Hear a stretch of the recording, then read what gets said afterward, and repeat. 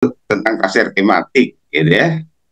Eh, dari beberapa sumber yang intinya itu menafsirkan Al-Quran berdasarkan tema tertentu. Ustaz, di Indonesia itu ada program yang namanya keluarga berencana. Kalau keluarga dalam Al-Quran ya itu sudah jelas. Tapi yang pakai berencana itu yang nah, saya tanya, gimana Ustaz? Ini bisa nggak kita menulis tafsir keluarga berencana menurut Al-Quran? Copy paste apa yang dinarasikan Ustaz Quraisy ya. Jadi segala persoalan pasti bisa kita konsultasikan pada Al-Quran.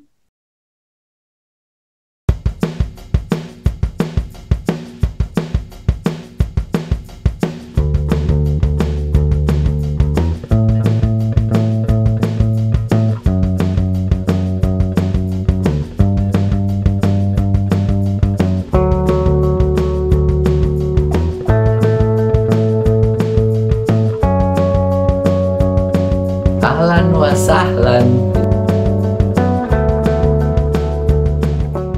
Bismillahirrahmanirrahim. Assalamualaikum warahmatullahi wabarakatuh. Sahabat Manjada Wajada, ahlan wa sahlan. YouTube channel Akbar Zainuddin.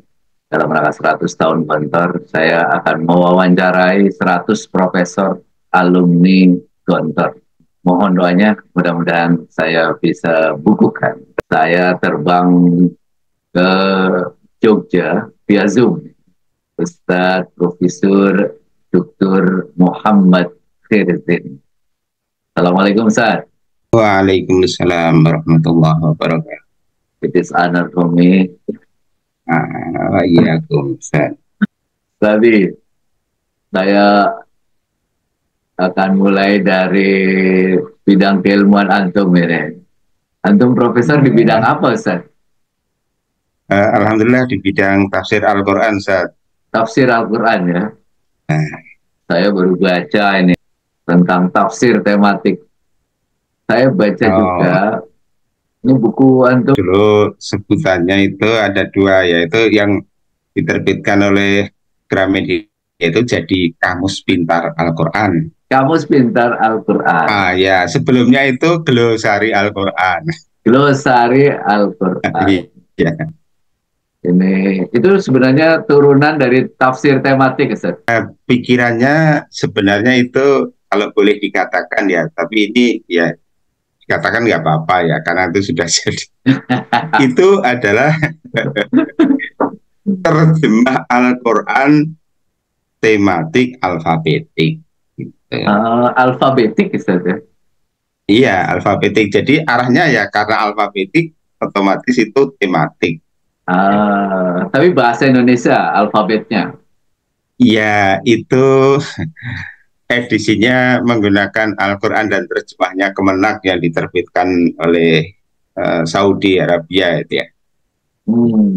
Jadi terjemahnya itu setiap ayat ditampilkan hanya satu kali saja. Ya, jadi otomatis itu bisa dikatakan memang terjemah Al-Quran tematik itu.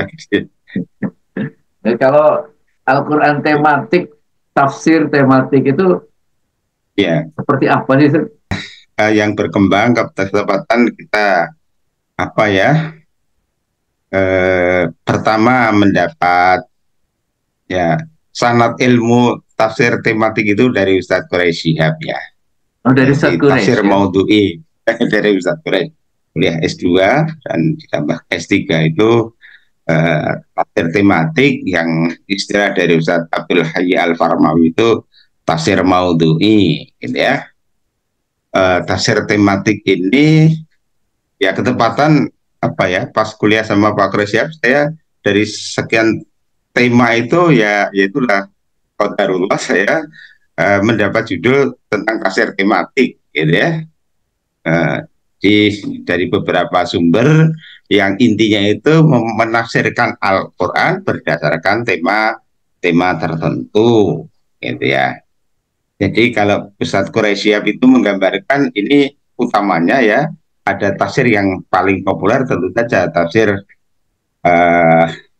tahlili atau tafsir yang rinci ayat demi ayat dari surat Al-Fatihah sampai surat An-Nas. Nah, itu yang seperti itu digambarkan oleh Ustadz Quresyab sebagai hidangan apa itu prasmanan gitu ya. Oh, apa hidangannya Rumah makan Padang hidangannya ya. dari Al-Fatihah. Silahkan pilih yang mana gitu ya. Iya. Nah, sedangkan tafsir tematik itu sudah kalau zaman sekarang mungkin hidangan yang kardusan itu ya. Yang Oh, kardusan pilih custom ya apa ini udah. rendang. Ya, ya mungkin nasi Padang pun kan kita pilihnya apa nanti dibungkus itu ya. Apakah rendang, apakah ikan, apa kikil atau apa. Nah, itu ya ketepatan tahun 2004 itu ada kesempatan ziarah ke Al-Azhar dan kita silaturahmi ke rumah Ustadz Abdul Hayy Al-Farmawi ya atas kebaikan Ustadz Mukhlis Hanafi itu ya. Jadi insya Allah eh, apa tafsir maudhui saya itu sanatnya sampai kepada Ustadz Abdul Hayy Al-Farmawi. Itu pelopornya atau bagaimana, Ustadz Abdul Hayy itu? Iya, beliau pelopornya dalam hal ini dengan kitabnya Al-Madkhal ila Tafsir Al-Maudhu'i ya. Bahwa klasik ada tetapi beliau yang mensistematisasi ya dengan langkah-langkah pertama menentukan tema, kemudian menghimpun ayat-ayat mengenai tema itu, kemudian disistematisasi mana makiyah, madaniyah, disupport dengan asbabun nuzul, baru kemudian dibuat kerangka pembahasan. Ya, kerangka pembahasan mungkin di dunia akademik atau literasi itu kira-kira skemanya itu menjawab 5W1H begitu ya. Jadi ya misalnya saya membahas tentang jihad, apa itu jihad, siapa yang harus berjihad, bagaimana caranya berjihad, apa sarananya berjihad, apa reward and punishment jihad, apa pahala buat yang berjihad dan apa ancaman orang yang nggak mau berjihad, kan gitu ya. Jadi seputar itu, itulah tafsir tematik itu. Temanya gimana menentukannya, Ustadz? Ini jihad, Nah, kepemimpinan. oh ya, ketepatan dari proses ini yaitu qadarullah ya. Saya mengutip narasi Akhuna Ustadz Hidayat Nur Wahid ya. Ketepatan hari Sabtu kemarin kan kita reuni tajamu Tawafasa itu di Lepan Wah, Bandung ya. Beliau bahasa sekali kita sharing, jamu, Ustadz. sharingnya itu tentang takdir baik gitu ya. Nah, Bahwa beliau akhirnya menjadi presiden PKS dan sebagainya, semua itu tanpa rencana gitu ya, mengalir saja. Nah, saya jadi ingat karena di Ma'had dulu risalah sarjana muda saya itu judulnya Al Jihadu fi Sabilillah Kamal Harin Lil Iman. Itu otomatis sudah tematik ya. iya. Iya, jadi nggak tahu tempo hari itu kok begitu. Nah, itu apa tematik itu memang menarik. Jadi paling tidak, iya kan tidak mungkin kita membahas semua tema dalam Al-Quran. Gitu ya. Betul. Ya itu. Nah, ini apa ya? Qadarullah itu tadi ya. Dari proses itu, kemudian alhamdulillah saya dilibatkan oleh Kemenag dalam hal ini ya kebaikan hati Ustadz Mukhlis Hanafi lagi ya, dilibatkan untuk penyusunan tafsir tematik Litbang Kemenag itu ya. Outputnya sudah ada. Itu kan yang sudah itu mungkin sekitar 28 judul ya yang Betul. sudah dibuka itu ya. Di prosesnya begitu rupa dan ya itu apa ya Ustadz Quresyab sebagai narasumber, sebagai pembimbing, sebagai apa ya mursyid itu ya beliau hadir dan ya kalau misalnya kita berdebat itu beliau sebagai murabi ya jadi mungkin itu kalau mau meminjam istilahnya siapa Ki Hajar Dewantara betul-betul beliau itu Turi Handayani. Jadi beliau tidak mentah termasuk dalam proses ya kan kita dua dua lah ya ada tafsir tematik dan juga revisi Al-Quran dan terjemahnya itu sepenuhnya ya ini bagian dari apresiasi saya kepada Ustadz Quraisy ya, betapa besar hatinya beliau ketika kita mendiskusikan terjemah Al-Quran. Ya, kadang kita juga ketika ditunggu, Pak, mohon maaf Pak Quraisy, ini terjemahnya beda dengan punya antum. Jadi beliau ya, begitu rupa. Menurut saya beliau murabi yang luar biasa. Itu yang tafsir tematik akhirnya kan seperti itu. Jadi salah satunya itu pertimbangannya tentu saja sesuai dengan kebutuhan lah ya. Kemasannya sesuai kebutuhan itu yang ini. Jadi mungkin juga ke depan itu mungkin ya ini bukan promosi ya. Ke depan itu tafsir tematik menjadi lebih perlu karena persoalan kita kan demikian banyak ya harus fokus katakanlah tema per tema ya. Itu Ustaz kira-kira. Jadi kalau tafsir tematik itu nggak akan pernah habis dong temanya. Ya, insya Allah nggak akan habis. Dan ini termasuk ketika Lajna itu mengundang Ustadz Abdul Hayy Al-Farmawi ke Indonesia, ya ini untuk persiapan Lajna itu ya. Jadi istilahnya langkah pengembangan itu kan istilahnya tafsir tematik, asumsinya membahas tema-tema yang ada dalam Al-Quran, katakanlah kepemimpinan, keadilan, apa ya ekonomi ya misalnya jual beli dan macam-macam itu. Terus saya bertanya kepada beliau ketika itu, Ustadz, yang namanya tafsir tematik kan asumsi kita membahas tema-tema yang ada dalam Al-Quran. Sementara kan kita punya pandangan Al-Quran solihun likuli zaman bahkan. Nah, Al-Quran menjawab apa ya tantangan atau kebutuhan. Nah, saya bilang kepada Ustadz Abdul Hayy ketika itu, Ustadz, di Indonesia itu ada program yang namanya keluarga berencana. Kalau keluarga dalam Al-Quran ya itu sudah jelas. Tapi yang pakai berencana itu yang nah, saya tanya, gimana Ustaz? Ini bisa nggak kita menulis tafsir keluarga berencana menurut Al-Quran? Ya beliau kelihatannya agak sebentar ya, baru kemudian ya bisa juga itu ya. Jadi core-nya itu kan keluarga.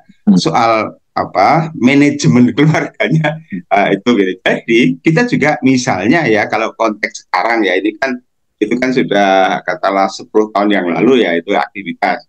Nah kalau sekarang ini ada apa pemilu jual beli online, ada pinjaman online, kira-kira itu juga ketepatan nanti hari Sabtu Sabtu depan itu saya diminta untuk kelompok kajian itu tolong Mas Muhammad pengajian itu temanya game online, judi online dan pinjaman. Ya saya cari paling nggak sudah punya soal itu ya Al-Baqarah 282 itu ya tentang apa jual beli non tunai itu ya itu lah kira-kira. Oh, jadi Insya Allah akan terus berkembang ya. Iya, saya memahami tafsir itu adalah jembatan antara teks Al-Quran yang sudah baku dengan realitas kehidupan yang terus berkembang. Selama manusia ada, ya ada persoalan dan Al-Quran, ya sebagai Muslim kita optimis segala hal. Ya saya mungkin juga menggaris apa saya itu copy paste apa yang dinarasikan Ustadz Quraisy ya. Jadi segala persoalan pasti bisa kita konsultasikan pada Al-Quran. Jadi mengikuti itu, konteks ya. Ya, dan mungkin juga ternyata apa ya ini ya mungkin min ajaibil Quran gitu ya, bahwa pecinta Al-Quran itu bukan hanya Muslim saja, di Barat orientalis ya tidak kurang jumlahnya yang menekuni kajian Al-Quran sehingga termasuk metodologi ya penelitian Al-Quran, kajian Al-Quran ini sebagian ya mungkin sebagian sarjana Muslim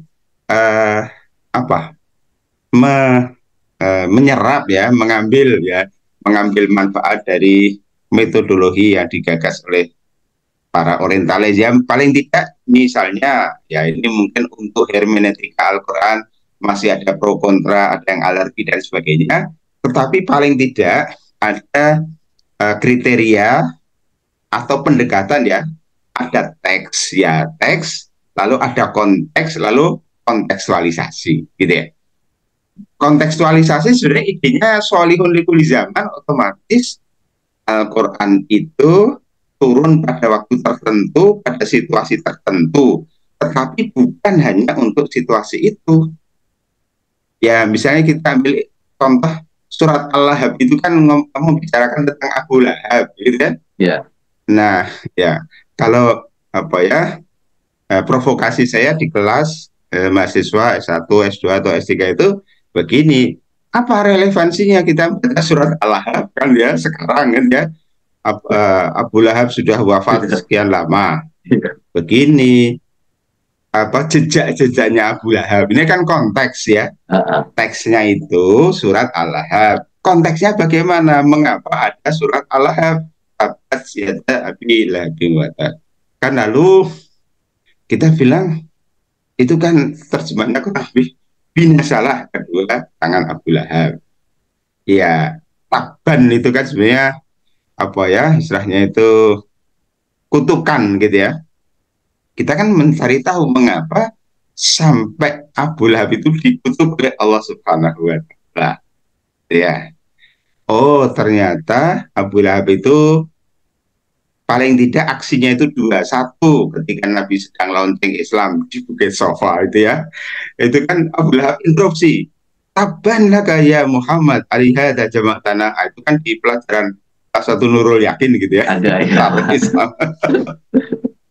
Nah, karena Abu Lahab itu interupsi begitu rupa, ya saya mendramatisirnya begini.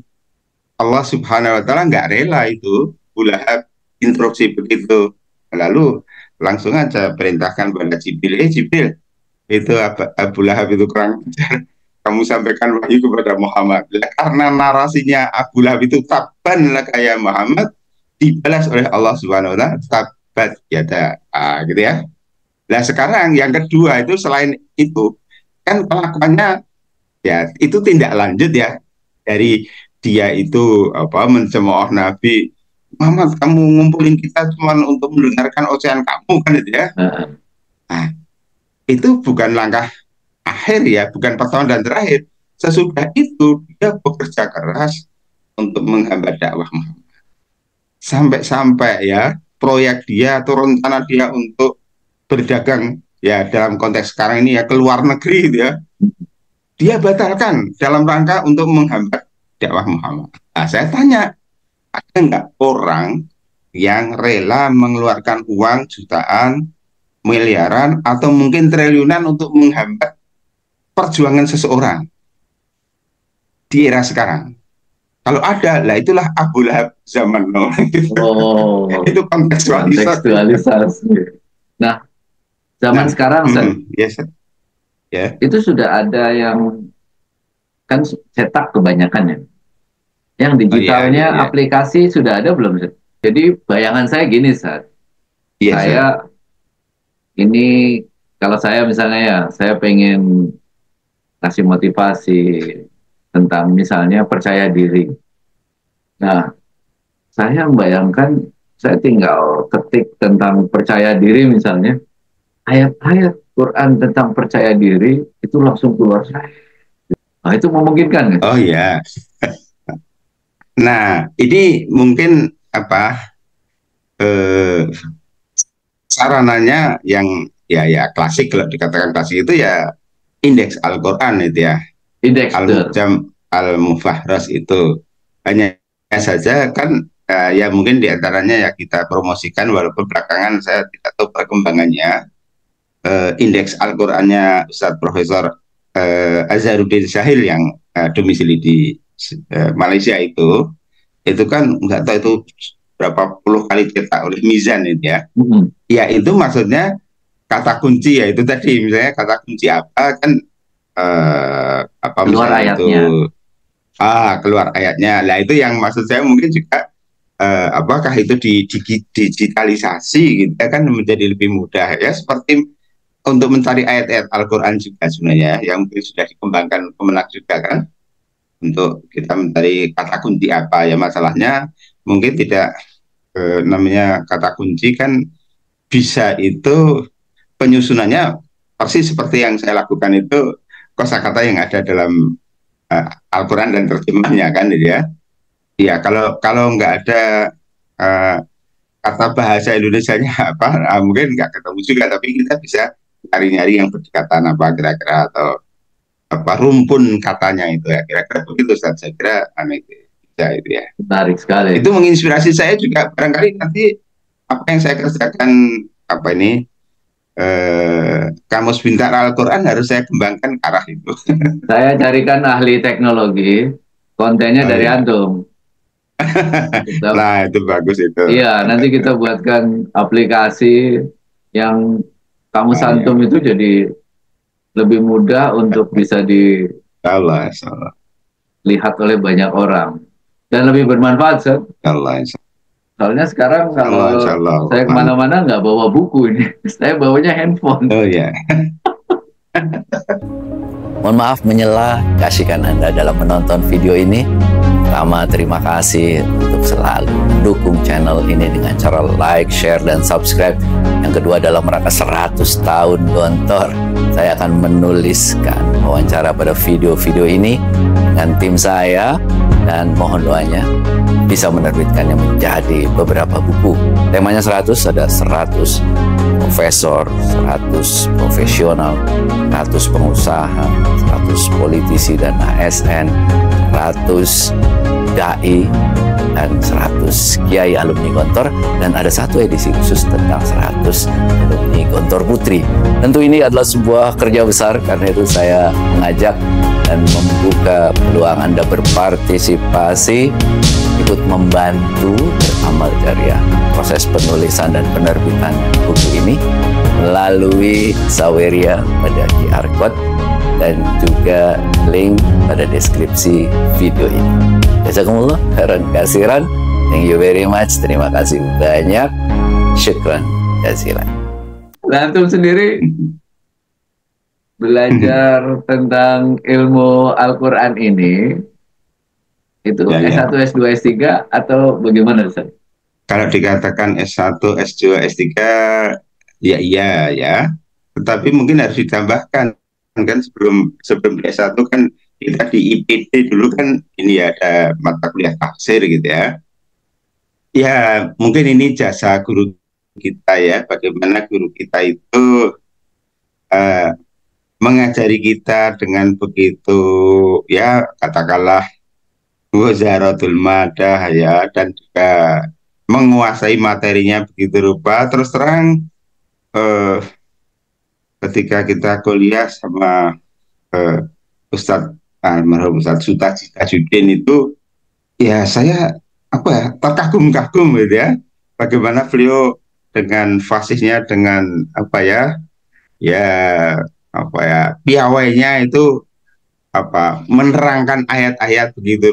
Nah, itu menanamkan itu tadi ya, istilahnya apa, minat ya, membangkitkan minat untuk wah aku pengen bisa seperti beliau, kira-kira. Padahal fakultas itu, apa waktu itu? Usuluddin, Ustaz. Usuluddin ya. Ya. Jurusannya perbandingan agama. Sampai BA dong. Iya, BA. Sampai BA di sana. S1 meneruskan di mana tuh? S1-nya meneruskan di UIN Jogja, Fakultas Usuluddin di perbandingan agama. Oh, diselesaikan ya perbandingan agamanya. Ya, tadi ya saya menggarisbawahi mungkin pesona guru ya kan. Kita kuliah bersama Profesor Mukti Ali. Nah, saya mengambil judulnya dari bagian dari perkuliahan beliau kan, sejarah perbandingan agama di barat dan di timur gitu ya. Di timur itu ada Ibnu Taimiyah menulis kitab Al-Jawabus Shahih liman badala dinal masih. ketepatan sarjana muda, pembimbing saya memang Ustadz Sutaji juga. Nah, kemudian yang Jogja itu perbandingan agama, lalu saya membahasnya dari kitab itu kan. Profesor Mutali sering mendorong ya istilahnya itu menstimulasi kita untuk bagaimana. Nah, terus ada sesi di mana di satu sisi ya kita ditanya, di sisi lain kita diberi waktu. Anda punya pikiran mau nulis tentang apa-apa gitu ya. Nah, terus Ustaz, saya tertarik dengan judul yang di kitab saat itu tentang kitab Al-Jawabus Shahih.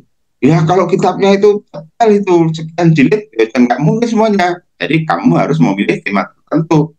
Oh iya, kalau gitu kemudian akhirnya skripsi saya judulnya Kenabian Isa dan Kerasulan Muhammad dalam kitab Al-Jawabus Shahih liman badala minal masih. Nah begitu ceritanya. Jadi guru itu memang betul-betul perjalanan saya itu dibimbing oleh S2-nya di mana, Zat? Oh iya, ini S2-nya di Jogja. IAIN Sunan Kalijaga ketika itu prodinya baru ada 2. Jadi atau ya satu prodi pendidikan Islam tarbiyah, yang satunya itu akidah filsafat. Ya. Sementara SK mengajar saya tafsir Al-Quran. Terus saya harus kuliah. Nah, ini strateginya.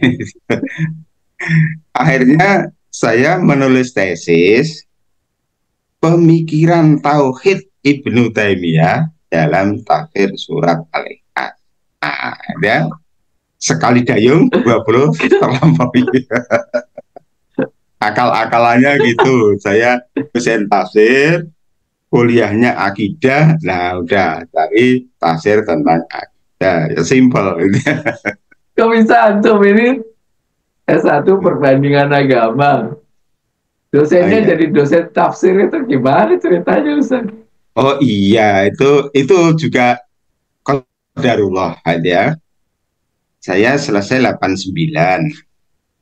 Tahun 89 itu prodi tafsir hadis dipindahkan dari Fakultas Syariah ke Fakultas Usuluddin.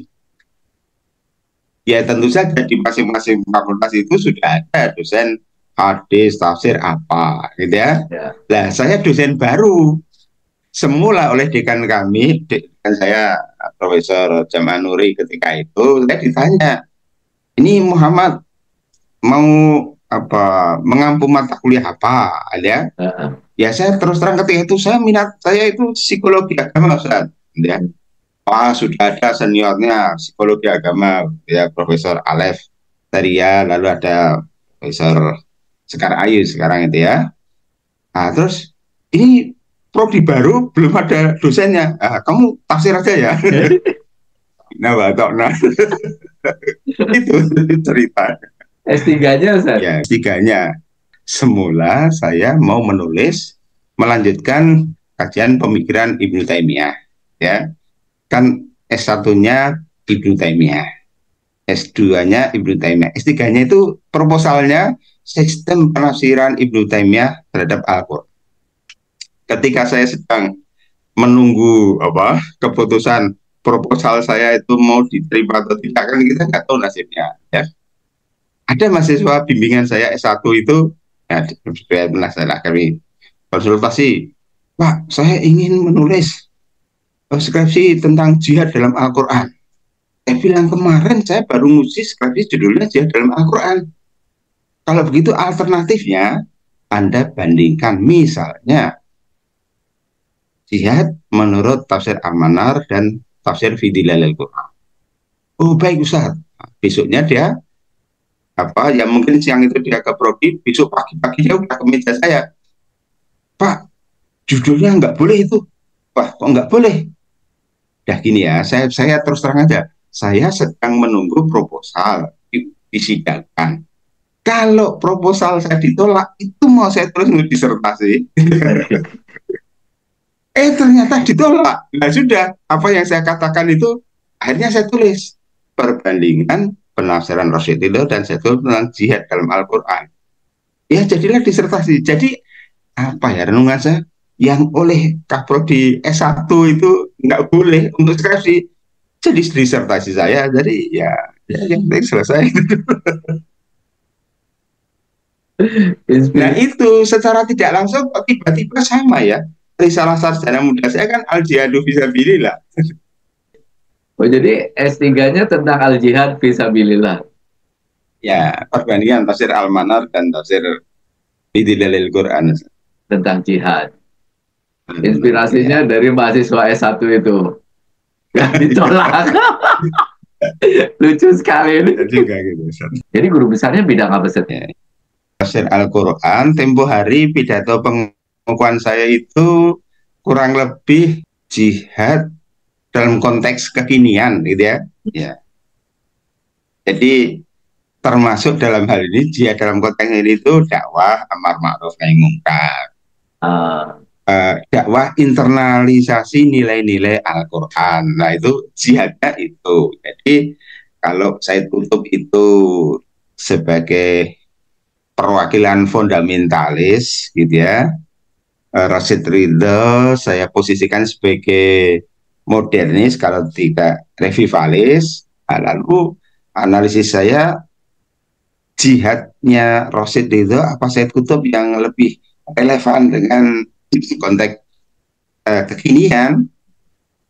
Ya jihadnya Rasyid Ridho itu memandang ayat-ayat jihad Makiyah dan Madaniyah itu satu kesatuan. Sedangkan Said Qutb itu memandang jihad ayat-ayat jihad Makiyah itu ayat-ayat marhaliyah ya.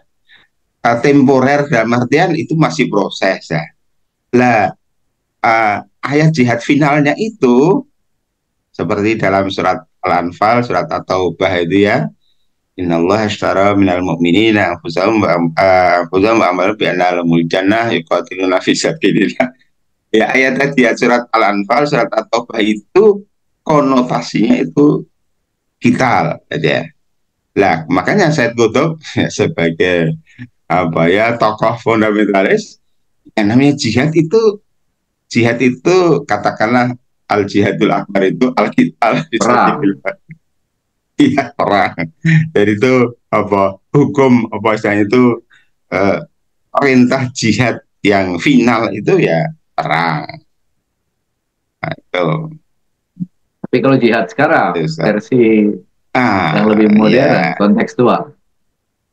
Ya, yang kontekstual itu menurut saya amar ma'ruf nahi mungkar.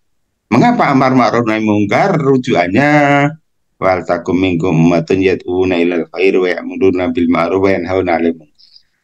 Yang kedua hadis Nabi man ra'a minkum mungkaran falyughayyirhu biyadihi wa illam yastati fa bilisanihi wa illam yastati fa biqalbi wa dzalika atahul. Nah, jadi amar ma'ruf itu adalah jihad, nahi mungkar ya jihad. Oh, dua bentuk ya, amar ma'ruf dan nahi mungkar. Iya. Kalau bahasanya Pak Amin Rais itu jadi apa ya, amar ma'ruf dan nahi mungkar itu satu paket ya. Maksudnya tidak cukup kita itu amar ma'ruf saja. Ya, amar ma'ruf kalau nggak ada nahi mungkarnya ya mungkarnya jalan terus kan ya. Nah, gitu ya. Dan mungkin analisisnya jadi begini. Amar ma'ruf itu kayaknya nggak ada resikonya paling nggak dilaksanakan gitu ya. Kan mengajak kebaikan ya, resikonya paling ya nggak dicuekin gitu ya. Nah, yang beresiko itu nahi mungkar Ustaz. Berapa banyak orang yang di penjara bahkan harus ya Said Qutb mati di tiang gantungan itu kan dalam rangka karena nahi mungkar gitu ya. Dan para ulama kita, para aktivis kita banyak yang masuk penjara itu ya bukan karena amar ma'ruf tapi karena nahi mungkar. Dan itu sama ya. Macam-macam ini ya. Satu garis dengan jihad yang perang ya.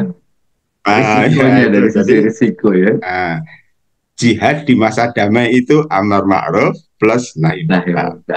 Oke. Jadi ketika konteks jihadnya pada masa sekarang, setiap orang itu harus berjihad. dengan sesuai dengan konteksnya begitu, Sir. Ya, Pak Kure siap itu ada penjelasan ya, namanya penjelasan tentu. Kalau tidak mencerahkan ya pasti nggak saya ingat gitu ya. Ada di memori bagaimana beliau menjelaskan bahwa ya ini kita mengacu pada surat Al-Hujurat ayat 15 ya, innamal mu'minuna alladzina amanu billahi wa rasulihi tsumma lam yartabu wa jahadu bi amwalihim wa anfusihim fi sabilillah ulaika humus shadiqun. Itu dengan harta dan jiwa raga. Apa bedanya amwal dan anfus? Amwal itu harta. Harta itu sesuatu yang dimiliki seseorang dan itu tidak melekat pada dirinya. Ya, uang, ya fasilitas apa saja. Sedangkan anfus itu, ya jiwa itu milik seseorang yang melekat pada dirinya. Ilmunya, tenaganya, keterampilannya, lah itu. Jadi berjihad itu moral dan material. Kira-kira begitu ya. Madiyah wa ma'nawiyah. Itu jadinya begitu. Ini juga diantara mufasir mengapa dalam ayat jihad itu banyakkan wajah itu bi amwalihim wa anfusihim. Berjuang itu dengan harta baru dengan nyawa. Ya, harta pun ya tidak semua ada. Jadi kalau kita ingat mungkin Ustadz Abdullah Syukri Yarkasi itu sering mengutip ya, nggak tahu ini ya, man sohibul qaul, siapa orang yang pertama kali mencetuskan itu, tetapi saya kira semua alumni Ma'had ada memori tentang itu. Yang namanya jihad itu bondo tahu pikir lek perlu sak nyawane pisan. Mungkin itu dari hal ya. Kalau Pak Jarkasi kan, Ustadz Imam Jarkasi kan nggak ada apa ya, kata-kata mutiara berbahasa Jawa ya. Iya betul. Kata-kata mutiara berbahasa Jawa itu dari Mas Sahal itu. Bondo, namanya perjuangan umat Islam itu modalnya apa? Bondo bau pikir lek perlu sak nyawane bisa. Abdullah Syukri sering begitu ya. Jadi ya kita berjuang itu sarananya apa? Harta, lalu tenaga, pikiran, bila mana perlu sekalian dengan nyawa, begitu ya. Saya kira itu doktrin para kiai kita yang harus kita warisi dengan sebaik-baiknya. Visioner betul ya Pak Sahal itu. Tentu di Gontor tahun berapa, Seth? Masuknya? Berarti 74 sampai 78. Oke. Sebelumnya? Sebelumnya 4 tahun ya? Iya, bareng yang kelas dulu eksperimen karena kelas 1, kelas 2 saya di Pondok Pabilan. Ya beruntung ya? Ikut tes. Ya, ikut tes kan tidak otomatis ya. Ya, semua juga ikut tes, dites dulu. Pertama tentu saja ujian masuk, sudah itu daftar. Ya, ingin masuk ke kelas 3, dites dulu. Bisa nggak di kelas 2? Oh, bisa. Boleh tes lagi. Oh, kayaknya kamu boleh juga. Ya, alhamdulillah itu. Jadi keluarnya itu bareng teman-teman yang kelas eksperimen. Ada juga Ustadz Hidayat Nur Wahid itu ternyata kelas 1-nya di Ngabar. Terus tahun berikutnya tes masuk kelas 2. Pengurus bidang apa, Ustaz? OPPM dulu. Oh iya, saya dulu di bagian penerimaan tamu, Ustaz. Oh, penerimaan tamu ya. Ya, untuk beberapa periode itu hampir ya. Karena faktanya tamu ke Gontor yang paling banyak itu dari Jogja, dari Solo gitu ya. Makanya bagian tamunya harus ada dari Jogja.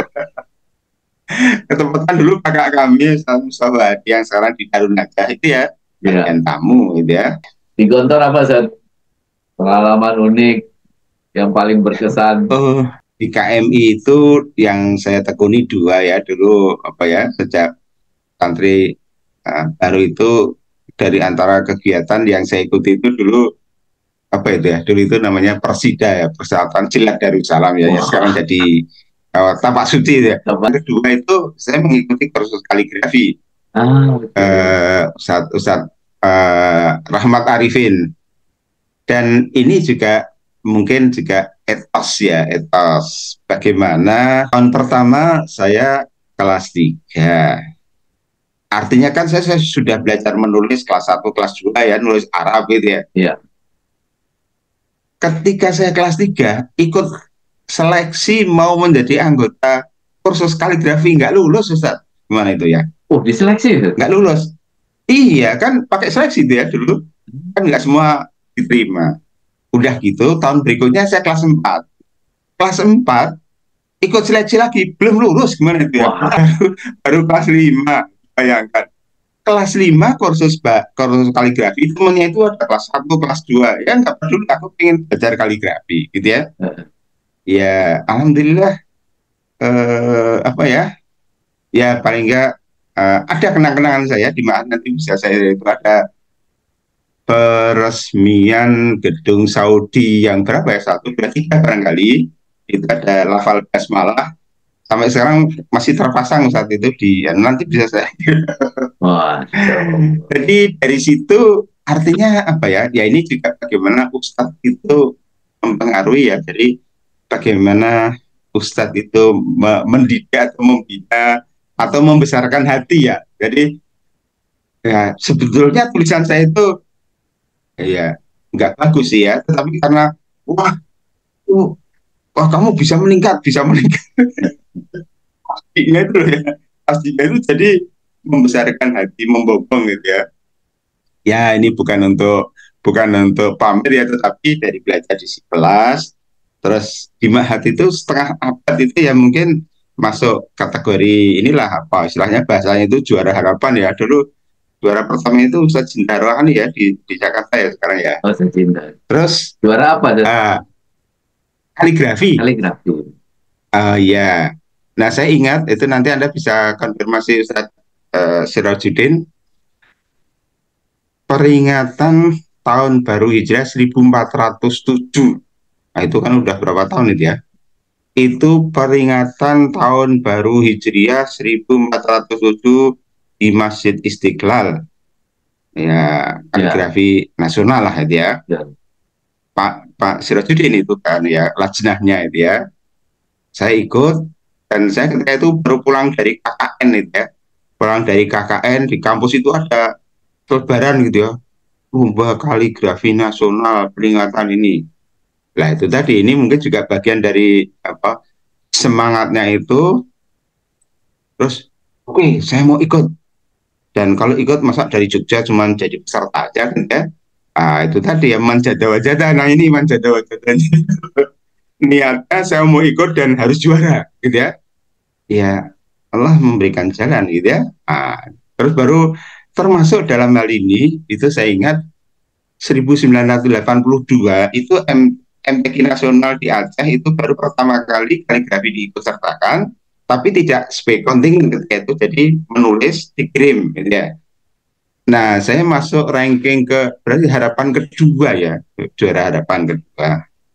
Nah itu kemudian di tahun berapa itu di mana, Brunei Darussalam juga angkatan pertama lomba ya, karena sebelumnya belum ada ya, masuk 10 besar lah ya.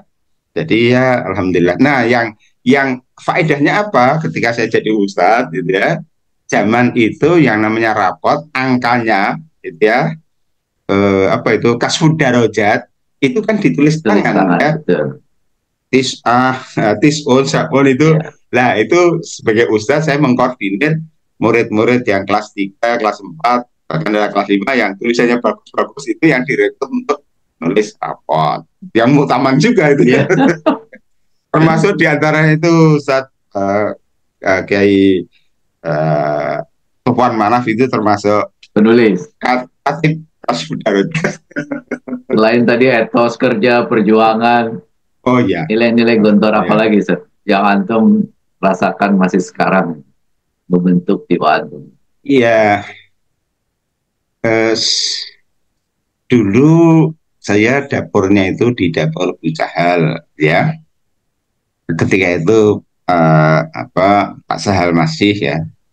Pak Sahal wafat itu kami kelas 5. Ya, saya katakanlah kelas 4, kelas 5 itu dapurnya di usaha, otomatis kita juga mengetahui lah artinya ya rumah ya, rumah Mbah Sahal. Demikian sederhananya termasuk usaha, ketepatan ya ini ada hubungan di mana nenek saya berangkat haji bareng dengan Bu Sahal gitu ya. Dan ketika itu kakak kami yang pertama itu satu marhalah dengan Ustadz Hasan, kakak saya yang kedua Pak Habib itu marhalah Ustadz Takrim. Nah, jadi nah yang apa ya gini ya istilahnya, apa yang menjadi moto Gontor kesederhanaan, keikhlasan, kesederhanaan itu betul-betul saya saksikan ya demi Allah pada pola hidup, pada kehidupan Sahal dan juga Ustadz Yarkasi. Kan tadi saya di Bapenta bagian penerimaan tamu itu kan kelas 5, kelas 6. Otomatis kalau ada tamu penting, ya artinya tamu yang ingin ketemu pimpinan itu kan harus ngisi belangko. Terus kita setor, nanti baru Ustadz ini ada tamu yang akan ketemu, apa bisa, kalau bisa kira-kira jam berapa gitu kan. Nah otomatis kan kita ketemu, mungkin beliau sedang apa atau apa, dan kita menyaksikan kesederhanaan beliau itu luar biasa. Dan itu saya rasa ya mau tidak mau itu menjiwai kehidupan kami juga. Ya kalau dikatakan mungkin diantaranya tentu saja itu ketulusan, itu kayaknya kita itu ada aktivitas apa-apa, dan juga mungkin nilai di Gontor itu mau memimpin, mau dipimpin itu ya, kayaknya ya kalau ada pemimpin ya kita taat-taat ya. Kalau terpaksa harus memimpin ya Bismillah ya. Tapi nggak pernah itu saya itu ambisi untuk menjadi pemimpin. Terakhir ini Ustaz, pesan buat para alumni itu apa Ustaz? Kalau pengen sukses, pengen berkarir, terutama bidang akademik ini. Saya jadi ingat istilahnya ini, malah saya mengutip pesannya Ustaz Hidayat Rohid ya, karena saya sepakat dengan itu. Berkiprahlah semaksimal mungkin sesuai dengan kulun ya'malu ala syakilatihi ya. Jadi apapun bakat kita, apapun bidang kita harus kita tekuni, dan itu mengingatkan kita pesan Mbah Jar itu. Mungkin itu ketika amaliyah ya, pembekalan untuk praktek mengajar itu, seseorang itu dia harus menjadi ahli. Kalau Anda mengajar ilmu tajwid, ya nanti jadilah profesor tajwid gitu ya. Nah ini juga jadi ilmu itu semuanya pada posisi yang ya katakanlah semuanya mulia, sebab itu ya masing-masing supaya menekuni itu gitu ya. Dan itu maksudnya kalau kita itu ya dalam tanda petik, kalau kita itu melaksanakan tugas-tugas dengan sebaik-baiknya, ya istilahnya mungkin berprestasi, itu secara tidak langsung menjadi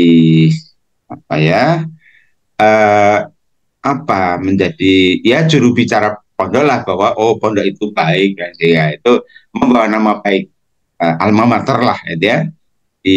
Ya tentu tujuannya bukan tapi lillahi ta'ala itu tadi ya. Nah, salah satu motivasinya ya itu. Jadi kita kulun ya'malu ala syakilatihi, masing-masing bekerja sesuai dengan bakatnya ya. Kalau kita menemukan pekerjaan yang belum sesuai dengan bakat kita, ya bakatilah. Nah, itu kira-kira nilai-nilai. Tetapi akhir saya kira nilai yang mau nggak mau harus ya tidak saya ingkari ya, bahwa sekarang akhirnya menjadi guru besar. Saya guru besar 2006, sekarang masih diamanati menjadi ketua umum MUI Kota Yogyakarta. Ketua Umum Forum Kerukunan Umat Beragama Kota Yogyakarta, dan itu semua apa istilahnya itu tidak lepas dari iman jada wajada itu aja. Aku kantum itu loh, aku dulu kan juga ikut apa pas di UII atau di mana ya, pernah UII dulu saat kaget saya. Iya, aku hadir itu. Lalu saya antum itu. Barokati iman jada wajada. Syukran Ustaz. Barakallahu fikum. Iya. Dapat Nabi Hada. Iya. Thank you very much. Dalika fi waktu nahar. Salam jada wajada. Assalamualaikum warahmatullahi wabarakatuh. Terima kasih telah menonton video ini sampai akhir. Mudah-mudahan memberi inspirasi buat kita semuanya. Terima kasih juga terus mendukung channel ini dengan cara like, share, dan subscribe. Dalam rangka 100 tahun Gontor, saya akan menuliskan wawancara video-video ini dan bersama tim mudah-mudahan bisa menerbitkannya dalam buku. Ada 100 profesor, 100 profesional, 100 pengusaha, 100 kiai, 100 dai, 100 politisi dan ASN alumni Gontor, dan ada juga satu edisi khusus 100 alumni Gontor. Tentu ini adalah pekerjaan besar, karena itu saya mengajak Anda berpartisipasi dan membuka peluang untuk beramal jariah, membantu proses penulisan dan penerbitan buku ini melalui Saweria. Ada QR code atau link pada deskripsi video ini. Terima kasih, jazakumullah khairan kasiran. Assalamualaikum warahmatullahi wabarakatuh.